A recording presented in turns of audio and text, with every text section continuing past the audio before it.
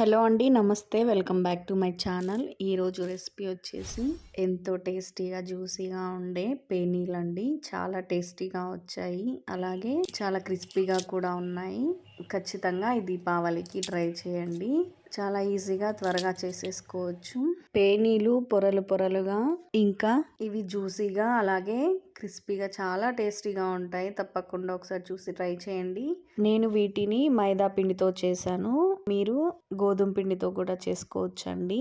ఎలా చేయాలో ఇప్పుడు ప్రాసెస్లోకి వెళ్ళిపోదామా. ముందుగా పిండిని కలుపుకోవటానికి ఒక వెడల్పాటి ప్లేట్ తీసుకొని అందులో 2 కప్పుల మైదా పిండిని వేసుకోవాలి.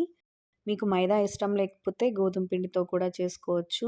ఇందులో కొద్దిగా ఒక చిటికెడు ఉప్పు, కొంచెం వంట సోడా వేసుకోవాలి. అలాగే ఒక 2-3 స్పూన్ల నెయ్యిని వేసుకొని మొత్తం పిండికి పట్టేలాగా బాగా కలుపుకొని ఇప్పుడు సరిపడా నీళ్లు పోసుకుంటూ మైదా పిండిని మంచి గోధుమ పిండి ముద్దలాగా కలుపుకోవాలి.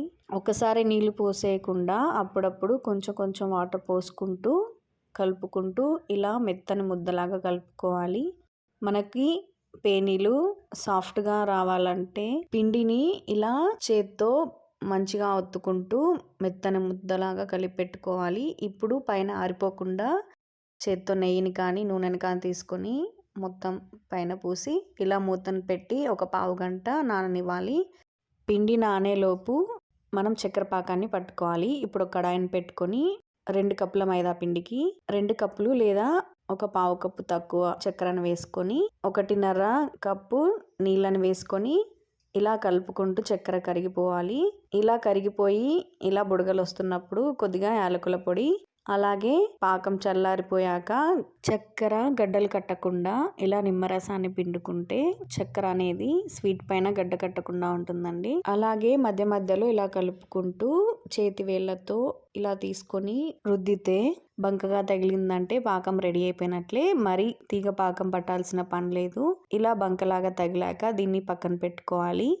ఇప్పుడు మనం ముందుగా కలిపెట్టుకున్న మైదా పిండిని ఒకసారి మళ్ళీ ఒక 2 నిమిషాల పాటు ఇలా మెత్తగా ఒత్తుకుని చూసారా ఎంత సాఫ్ట్గా వచ్చిందో. ఇలా మెత్తగా కలిపేసుకున్న తర్వాత దీన్ని ఇలా సమానంగా అనుకొని ఒక చాక్ తీసుకొని మనకు ఏ సైజులో అయితే చపాతీలను చేసుకోవాలో అంత సైజులో వీటిని కట్ చేసుకోవాలి. ఇప్పుడు వీటిని ఒక్కొక్కటి తీసుకొని రౌండ్ బాల్ లాగా చుట్టుకొని ఇలా వీటన్నింటినీ రౌండ్ బాల్ లాగా చుట్టి పెట్టుకోవాలి. ఇవి గట్టి పడకుండా ఒక నాప్కిన్ తీసుకొని నీళ్ళ గట్టిగా పిండేసి ఆ నాప్కిన్ ని పైన పరిచి పెట్టుకోవాలి. లేదంటే మైదా పిండి పైన ఒక లేయర్ లాగా గట్టి పడిపోతుంది కదండి. అప్పుడు చపాతీలు చేసుకునేటప్పుడు బాగా రావు. ఇలా ఒక పీటను పెట్టుకొని ఒక్కో మైదా పిండి ముద్దను తీసుకుంటూ ఇలా వెడల్పుగా చపాతీ లాగా ఒత్తుకోవాలి. ఇలా పలుచని చపాతీ లాగా ఒత్తుకుంటూ మిగతా అన్నింటినీ ఇలాగే చేసుకొని రెడీగా పక్కన పెట్టుకోవాలి. ఒకదాని మీద ఒకటి వేసేయకండి, ఇవి అంటుకునే ప్రమాదం ఉంది కాబట్టి.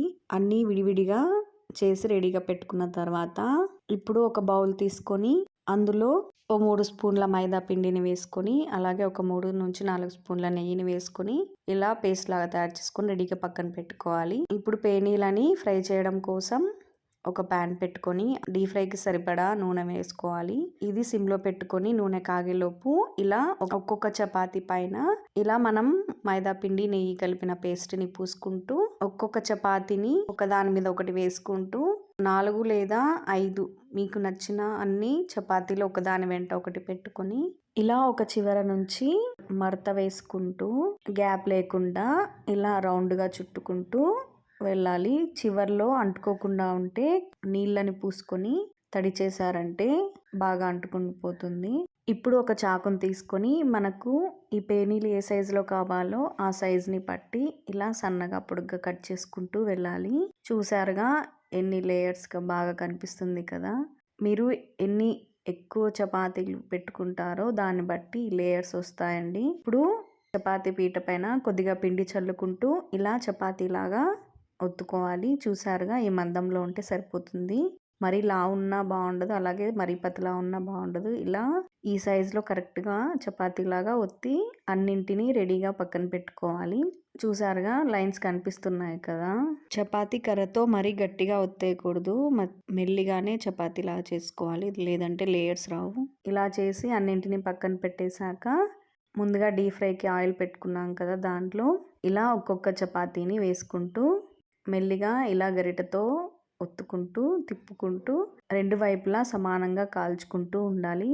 చూసారుగా ఎంత పొరలు పొరలుగా పొంగుతూ ఉన్నాయో. ఈ విధంగా తిప్పుకుంటూ సిమ్‌లోనే పెట్టుకుంటూ కాల్చుకుంటూ ఉండాలి. చూసారుగా ఇలా మంచి కలర్ వస్తూ ఉంటుంది. ఇలా కొద్దిసేపటికి మంచి బంగారు రంగు వచ్చాక తీసుకొని పక్కన పెట్టుకోవాలి. ఇలాగే మిగతా పూరీలను కూడా మంచి కలర్ వచ్చేలాగా ఫ్రై చేసుకుంటూ అన్ని పక్కన తీసి పెట్టుకోవాలి. ఇప్పుడు మనం ముందుగా వేడి చేసి పెట్టుకున్న చక్కెర పాకంలో ఇలా మనం ఫ్రై చేసుకున్న పేనీలన్నింటినీ ఒకదాని తర్వాత ఒకటి వేసుకుంటూ 1 నిమిషం పాటు వీటిని పాకంలో ఉంచి తర్వాత వీటిని తీసి ఒక ప్లేట్లో పక్కన పెట్టుకోవాలి. ఈ పేనీలు వేసేటప్పటికి పాకం వేడిగా ఉండేలాగా చూసుకోండి. చల్లారిపోయి ఉంటే పాకాన్ని మళ్ళీ ఒకసారి వేడి చేసుకొని పేనీలని వేసుకోవాలి. ఇలా ఫ్రై చేసిన పేనీలన్నింటినీ ఇలా చక్కెర పాకంలో ముంచి 1 నిమిషం పాటు ఉంచి తీసుకుంటే ఎంతో చక్కని టేస్టీ అయిన పేనీలు రెడీ అయిపోయాయి. చూసారుగా ఎంత మంచి కలర్తో చాలా జ్యూసీగా ఈజీగా ఇంట్లోనే పేనీలను తయారు చేసుకోవచ్చు. చూడటానికే కాదండి, టేస్ట్ కూడా చాలా బాగుంది. పైన క్రిస్పీగా లోపల జ్యూసీగా చాలా టేస్టీగా ఉంది. నేను చెప్పినట్టు చూసి చేశారంటే మీకు కూడా చాలా టేస్టీగా ఇంతే పొరలుగా వస్తుంది. ఈజీగా ఇంట్లో ఉన్న ఐటమ్స్తోనే క్విక్గా తయారు చేసుకునే రెసిపీ. ఈ దీపావళికి తయారు చేసుకొని తిని ఇంట్లో అందరూ ఎంజాయ్ చేస్తారు. తప్పకుండా ఈ విధంగా చూసి ట్రై చేయండి. స్వీట్ తినాలనుకునేవారు ఈ విధంగా ఇంట్లోనే ఫాస్ట్గా చేసుకోవచ్చు. మీరు కూడా తప్పకుండా ఈ స్వీట్ని టేస్ట్ చేయాలంటే చూసి ట్రై చేయండి. నచ్చితే లైక్ చేయండి, ఫ్రెండ్స్ అండ్ ఫ్యామిలీకి షేర్ చేయండి.